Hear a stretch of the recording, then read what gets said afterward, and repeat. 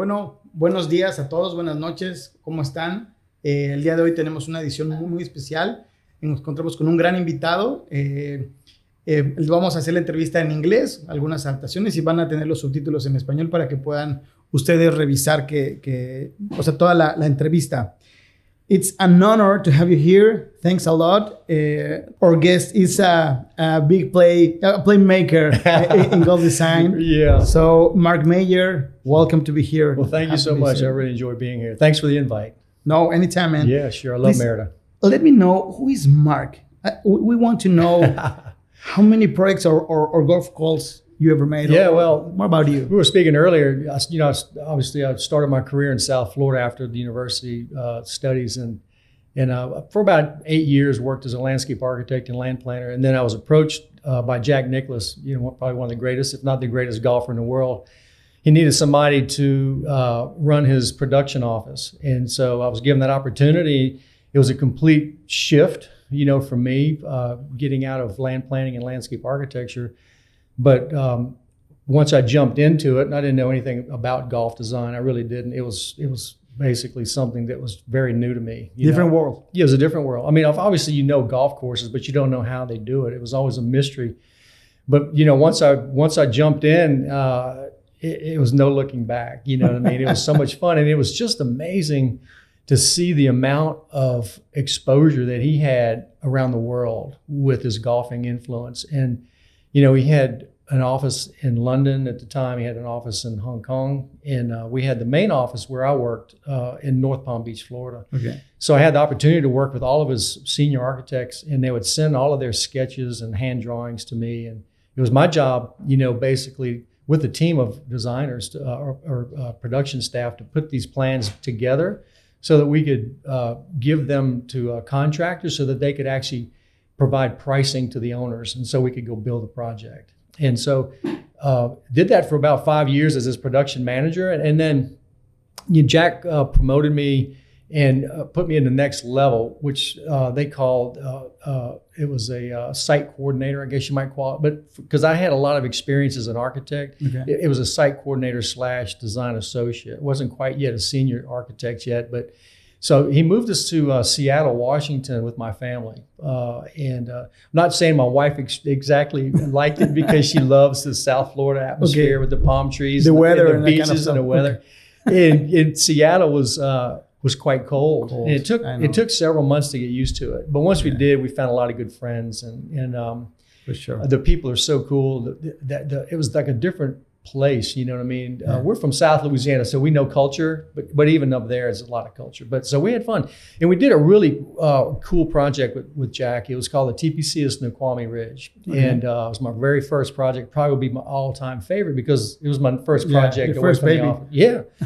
And if you watch this, every year in August, they have the Boeing Classic. Boeing Airlines has a tournament there in August for the Senior Champions Tour. And so you can go on TV and actually watch it. So it's kind of fun. Every now and then I'll click in and I'll go, oh, that's hole number 12. Or that's number 14, Okay. And I remember it because you walk it every day and you talk to the contractors every day and you make changes. So you kind of just know every inch of the project, So I did that one, and then Jack moved us to California, to Pebble Beach, which was really cool. As you know, Pebble Beach is one of the most iconic golf courses in the world. And there was an 18-hole golf course that I was going to do for Jack in the Salinas Valley, right near the Monterey Airport. But it didn't start yet. But so I had a little bit of a gap in there, and so I asked him. I said, because at the time they were doing the new 5th par 3 hole on Stillwater Cove, which is very famous. And I said, can I work with you guys on that? And so I worked with a senior architect on it with Jack, and so luckily Jack gave me credit for when we parted ways years later. But beautiful, absolutely stunning, absolutely beautiful. Turned out to be one of the most photographed and iconic par 3s, other than number 7, which is probably the most photographed and iconic par 3 in the world. But then we started that 18-hole project in the Salinas Valley, and we did that. And then after that, we moved back to Louisiana because Jack knew that my family was from Louisiana. My wife really wanted to go back to Palm Beach. She needed the weather. The weather, always the weather. And there was another senior architect though working in Shreveport up in North Louisiana. And so we worked together on a couple of projects. And then as time went by, Jack gave me more and more of my own work, to do. And my territories for the company was South America, went as far south as Patagonia and Argentina, and then all the way up through Central America, did projects there, and Caribbean, British Virgin Islands, and then of course Mexico and the U.S. And that was my territory. So I wasn't in Europe and I wasn't in Asia, which I kind of hoped I was going to get. American. Yeah, but it worked out good. I met a lot of great people along the way, and then in 2009, Jack wanted us back in Palm Beach. At the time, the economy was a little bit crazy. I don't know if you remember. It was the Great Recession in the U.S. and things got a little weird. But it basically didn't have enough work to bring me back into Palm Beach. And so it made sense that we kind of parted ways at that time. And so we did. And it was, there's a big learning curve and kind of going out on your own, but at the same time, you get to do your own work. Yeah. And when you do your own work, you don't have to have somebody telling you, no, I don't like that or I like this. Basically, it's you, you know what I mean? And you talking to the owner and telling the owner, this is what I think we should do. And so far, it's worked out great. These projects I've done in Mérida, so far everybody loves them, and I'm so happy, that we're now getting involved, here at Ciudad Central, and it's going to be, I think, probably another just wonderful golfing experience for everybody. Okay. So here I am, it's been, I don't know, when I started golf designing in 1990, and it's 2025, 35 years. It's a few years ago. It's a few years, but it goes quick. You know what I mean? For all the young people in the room, it goes quick. Let me tell you, it goes quick. You go, when you get up every day, you go, oh, golly, I got to stretch, But you look back on it and going to places like Peru, for example, and meeting people and eating the food and talking to people, it's cool. Yeah. I mean, just meeting those people and hearing what they have to say and getting their concepts and their visions out of them. And because we as architects, really, it seems difficult, but what we're doing is we're listening to the owners. We're listening to them, and they're telling us what they want. So if they tell me they want a pizza, I'm not going to give them a hamburger. You know what I'm saying? So what we do is simply convert what they're saying on a piece of paper, and of course there's a lot of modifications along the way, and that's okay. That's what we do, because in the end we're making the owners happy. They have to make money. That's a golf ball. So the project's about them. It's not about us, and it's about making sure that the project is successful. Okay. And so that's kind of our goals and our vision. So we're constantly working throughout the course of construction to make sure that we're on time, and we're on budget. And if we can save money for them, we'll do it, But at the same time, we want to make sure that the end result is going to be really good.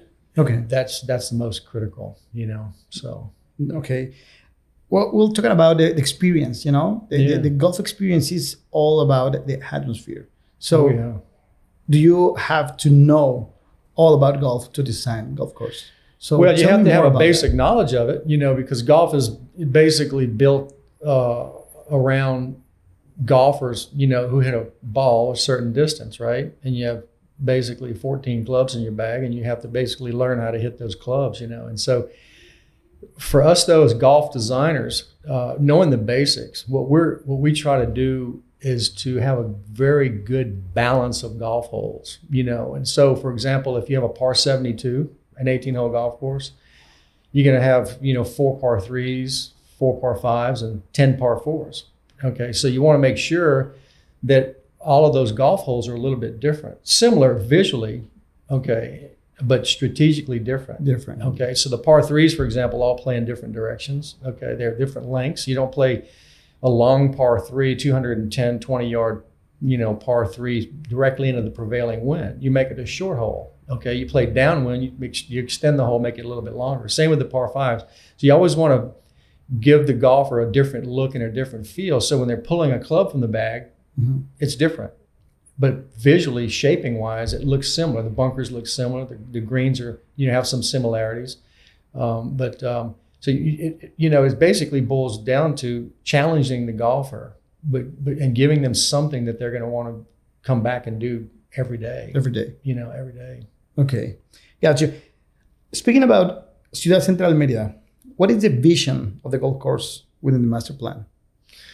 Well, the vision was basically to give them the best 9-hole golf course that we could fit into the space that they had given us. So the area, the topography really didn't dictate what we were doing. It was more about the master plan. We knew we weren't going to have an area for a driving range, for example, and so designed it where we had a lot of fairways that were married or doubled up, like holes 1 and 2, for example. Okay. And so holes 1 and 2, if you want, and even for hole 3, which is a par 3 behind a tee, is hole number 2, you can close that area down for a few hours, during the week, and you can use that area to practice, like if it was a big practice area. We have obviously a large, beautiful central lake because we wanted everything to be visual, and so we have this basically a central clubhouse, which I like because it basically allows you to play either holes 1, 2, and 3, go back to the clubhouse and go home if you have a short amount of time, or you can play 1, 2, 3, 4, and 5. 5's a par 5 on water. You can go back to the clubhouse and relax, go home, whatever, or you can go out and continue playing. You can play 6, 7, 8, and 9. And number 9 is a, let me see, 6, 7. 7 is a drivable par 4. 8's going to be on a par 3 on water. And then you have number 9, which is going to have an island green, and you have the clubhouse overlooking this island green. So I was teasing the land planner. Is a 360 I was teasing Marco Larea. I said, we're going to call it Marco Island, He laughed. I said, yeah, that's kind of cool. But the whole... The whole vision for me was to have a good balance of pars. Now, it's a par 35, and it's going to be about 3,400 yards total, in the end of the day. But I wanted to make sure we had at least a par 5 in there on the water, and we have a par 3 on water, we have a par 4 on water. So, obviously they get a difference. They're playing those holes, with water. That is going to play into the strategy a little bit. But then, the lengths of the holes obviously are different, and the directions of the holes are good. But visually, it should be stunning because up next to the clubhouse, we have a village atmosphere, where people can come and they can, if you can imagine, you're walking in a pedestrian kind of a, old, I don't know. I mean, I'm not exactly sure the architects are going to envision it, but for me, I could imagine it being kind of like a little cluster village, where you're sitting there at a cafe and you're looking out over this big lake and people are playing golf. And there's an opportunity too on the opposite end of the clubhouse, opposite end of the big lake. Okay. We designed it with islands, but we also have where there's a sporting club on the opposite side of the master plan, where they have a little area where they can go get in a boat and they can go out in the water and they can boat and paddle around and stuff like that. We also thinking that with those islands that we're going to maybe do some tees, whereas you can hit water balls out into the lake and they float and you can go pick them up, but you can practice your drives and your shots, so that's a possibility. We're looking at the length right now. I think it's going to work as long as people aren't boating too close by.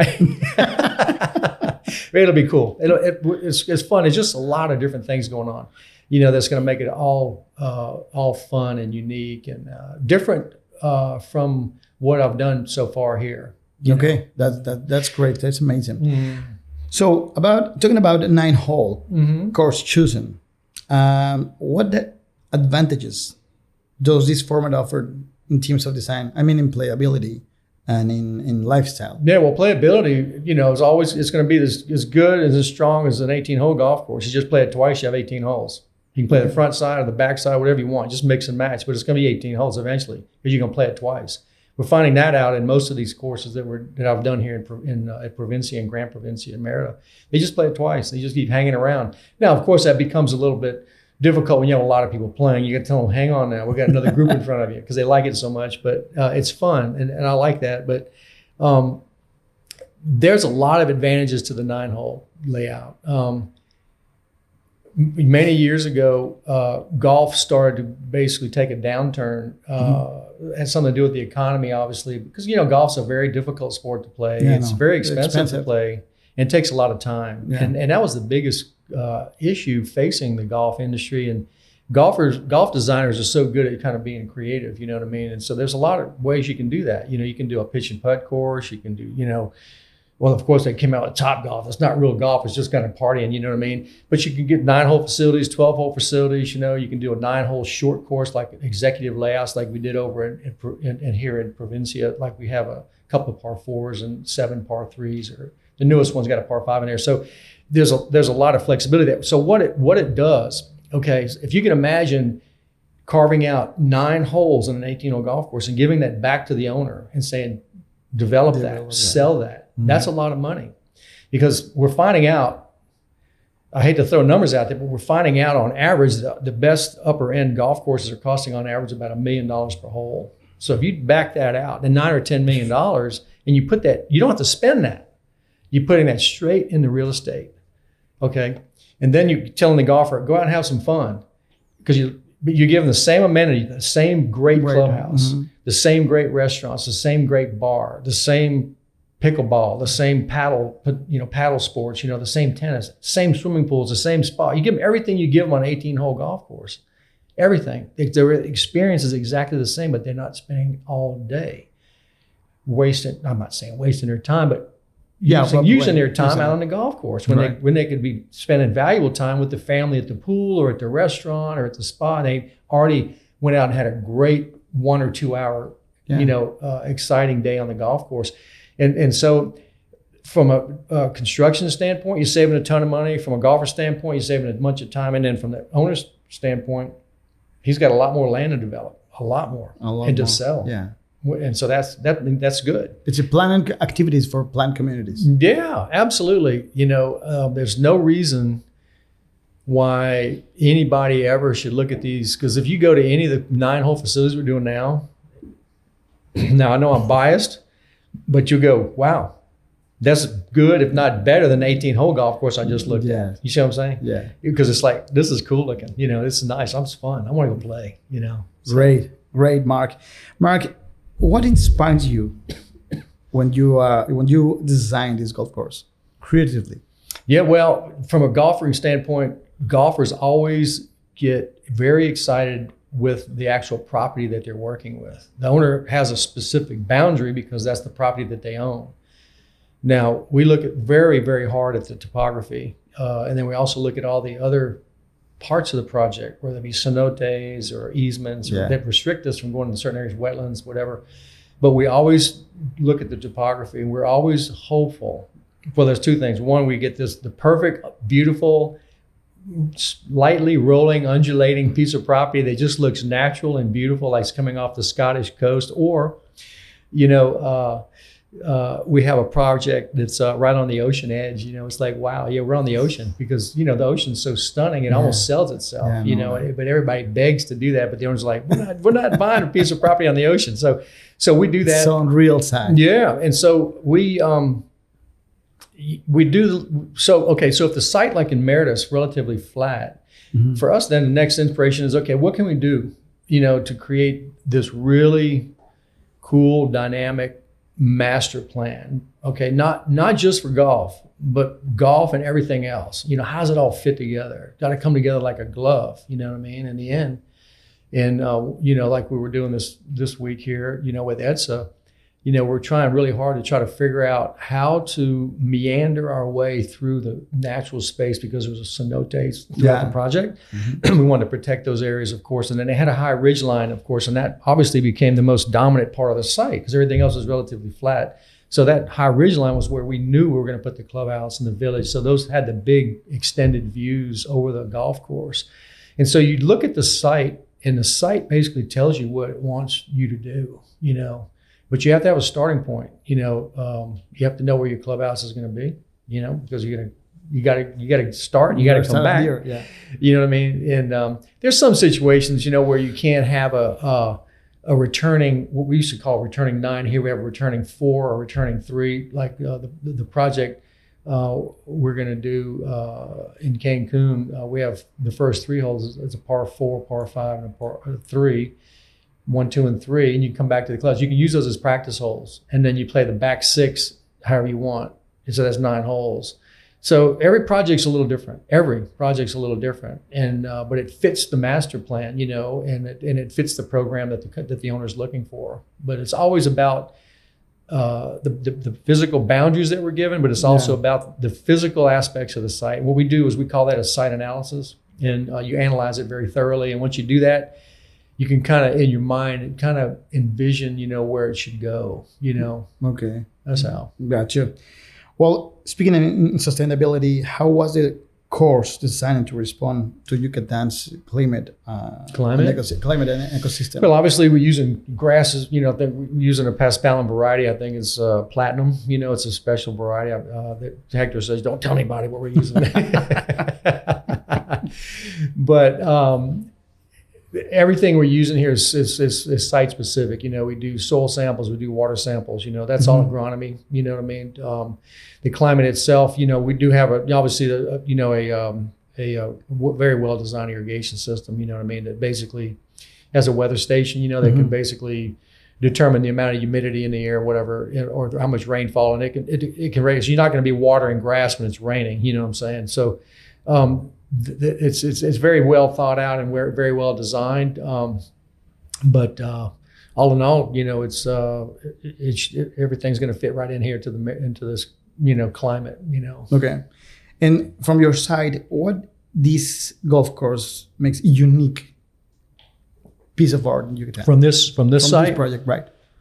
Well, we had to create that.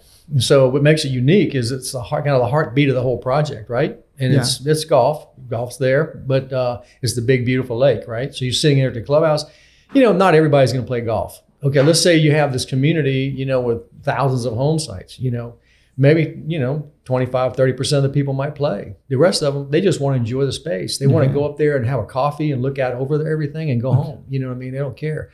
So it's really about creating that visual look that that will attract people to keep coming back and back, like a magnet, let's call it. You know what I'm saying? And so that's for us very important. So building a good experience become a great, unique pieces of art. Absolutely. When you look at it, it's got to look. I hate to say it, but it's got to look sexy, right? That's right. You're right. It's got to look sexy. You're not going to be looking twice. Yeah, I know that. So beyond the golf, Mark, how does this golf course benefit residents, since your point of view, who may not play golf? Yeah, well, we have a lot of exposure to the golf edges and, of course, water, because water always sells. So with the big lake, there's a lot of residential lots that are going to be right on the water. And we also have a lot of residential lots that are going to basically be overlooking the golf space, and so there's going to be a lot of big views and vistas. I'm not sure if that's redundant or not, but that's going to really make it attractive. And then there's going to be a lot of accessibility for the other lots. They can basically get, on paths, and they can kind of, walk through kind of a park-like setting, I guess you might say. They don't need to drive home at the end of the day after a long day. The whole idea when we were conceptualizing it was, what can we do to get people not to get back into their car? Let's get them on walking to meet the neighbors, or bicycling or something, so that they can kind of, get back to that central clubhouse and village area, so they can all, be a community together. And that's kind of, what we're going to do throughout the entire site. There's these big meandering park-like settings that you can, stroll through, exercise, jog, walk, whatever you like. Take the kids, the dog, so we're just getting people out of their houses and out of their cars and into the natural environment, back to the clubhouse. Like I said earlier, I guess the clubhouse and the golf area and the big lake, because the lake's a recreational lake as well. So it's cool. It fits perfectly with the whole concept of the Ciudad Central Mérida. The lake is critical. The lake is key, because that's going to be the most visual part of this whole project, is that big lake in the middle. Okay.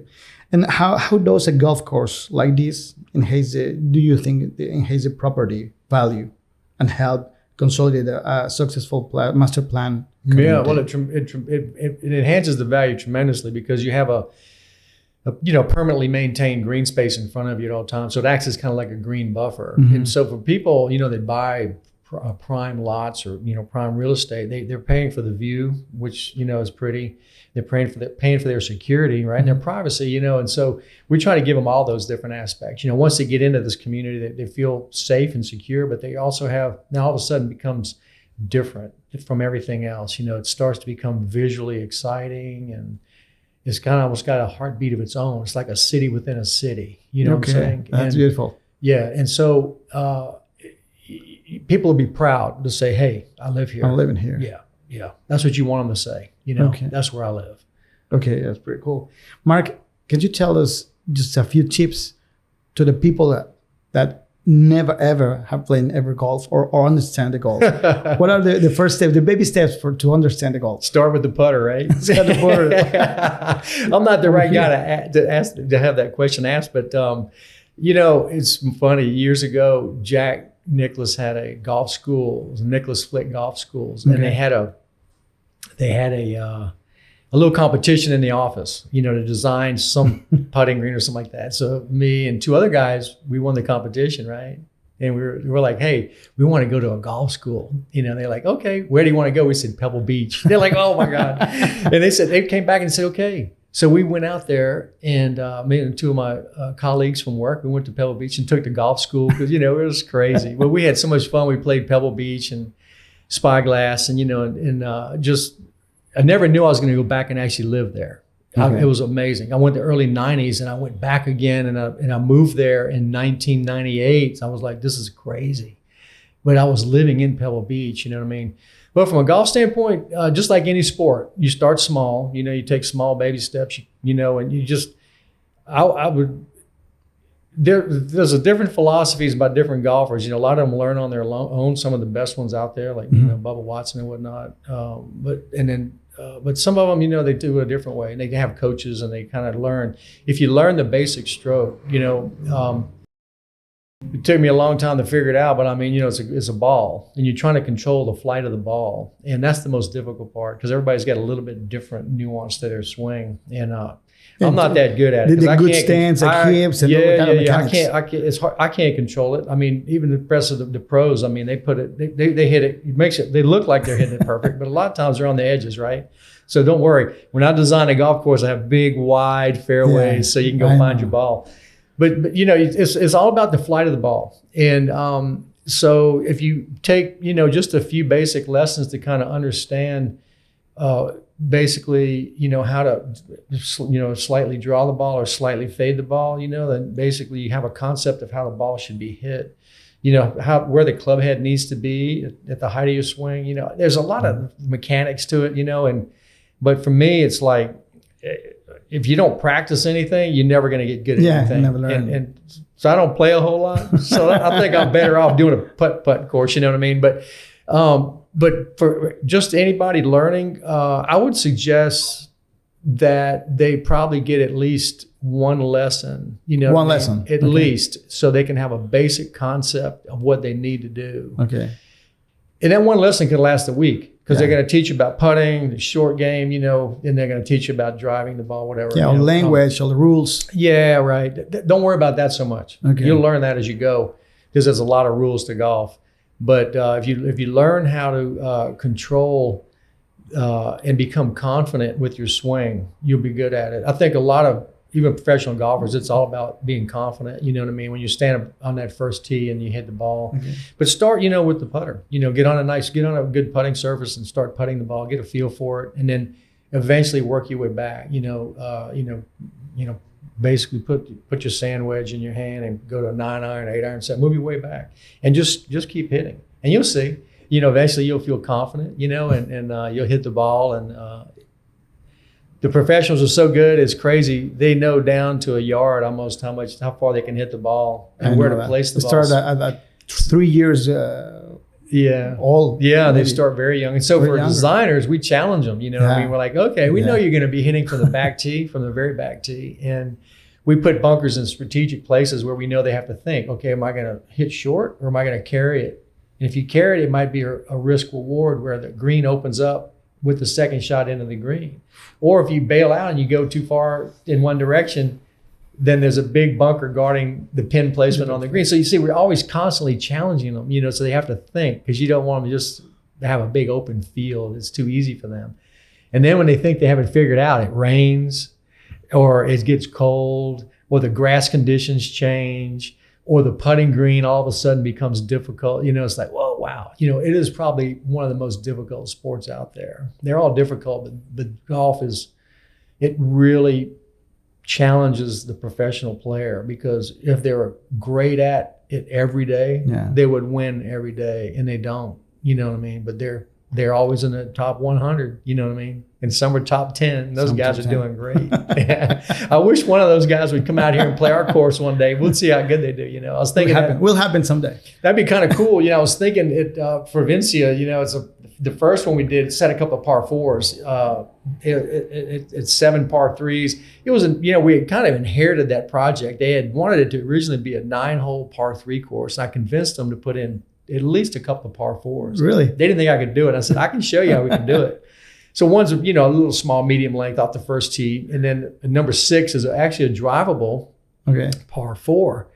And so I was thinking in my mind, you know, if this is a par 29, I said, get a pro over here and see if they can break 20. You know what I mean? To birdie every hole. You know, that'd be kind of fun. You know, I always on YouTube, I watch Bryson DeChambeau. He goes up with celebrities and other players. They try to break 50, you know, from the ladies' tee all the time. And sometimes they do, or sometimes they don't. But it's great fun, you know what I mean? And that's what the game's all about. Many years ago, I was in Seattle. We just were about ready to open the golf club. And Jack came up for the big opening, and his son-in-law was there. Bill O'Leary's a old friend of mine. And he married Jack's daughter, Nan.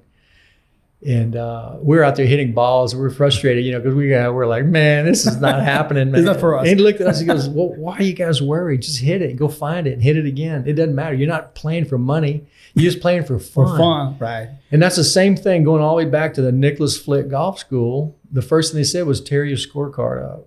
They said, don't think about the score. Think about having fun. And enjoy and feel. Because if you don't have fun, you'll ball. Never have fun out here. Yeah. Just go have fun. It doesn't matter. So my sons, they're pretty good. My youngest is really good. My oldest, he just likes to crank it 300 yards everywhere. You know, it's like nuts. Okay. But they get mad at me because I like to keep score. Like, why don't you keep the score? I said, because I know I'm going to lose. Lose their head, lose a game. Exactly. So it's funny, but it's fun. It's a great sport to get a group of friends together to go out and drink a few beers and have fun. You know, that's what it's all about. Pretty rocking, Mark. Well, thank you a lot for your visit over here. Do you want to share with the people a last message or comment for the audience? Well, you know, I love Mérida. I mean, I'm so grateful that Mérida has been very kind to me. This will be the 3rd project here in Mérida. And then, of course, I have several other projects in and around the vicinity, you know, Izamal and Telchac, Puerto, and potentially there's one more in Cancun. So the Mérida projects have helped me kind of build a good resume, you know, on these small 9-hole projects. And so I'm very grateful for that. You know, I love the people, and the food is really good. I only got sick one time. Whoa, the food are amazing. They have a different kind of food. Yeah. 365 the days. Yeah. Different. It's kind really of good. You know, it's really good. Yeah. Yeah. So it's been a wonderful experience. I've been coming here now since the end of 2019, when I was just starting to work on the first project at Provincia. You know, it's so easy and casual. You know, it's I love the airport. Getting in and out is so simple. It's like Mexico City, man. It makes me crazy. You know, great performance. Yeah. So all in all, you know, I'm excited. I think you have, first of all, the master plan was done by world-class Ed Stone's office, EDSA, right? EDSA, and they're the best. I mean, and so just working with them. And being able to get the golf course to kind of fit into their master plan that fits the owner's, you know, vision is exciting for me. You know what I mean? And it's, you know, one more feather in my cap. You know what I mean? It's like a trophy to put on the wall. It's like, whoa, look at this. This is really cool. You know what I mean? We did this, and so I'm really excited for it. I think it's going to be a real great addition, excuse me, to the city of Mérida. I really do think so. I think the people, you know, that live around the edges, Great culture. Great. Knowing that project's there, they can say, hey, that's where I live. You know what I mean? And come check it out. You know, it'd be cool. We appreciate it a lot, man. No worries. To have you here. I appreciate it. I appreciate it a lot. And well, this is not the first time. We will come a lot of things next year. We're talking about in February and another month, September. Yeah. So I look forward to it. You know, I think it'll be a lot of fun. As these projects start to grow, I'm hoping everybody here has that opportunity as we start to build a project to go out and see it in the various phases, because then you can kind of see how it comes together. You know, it's really fun, you know, and it looks very raw at the very beginning. Exactly. Because we have to remove trees and things like that. But we protect a lot of trees as well.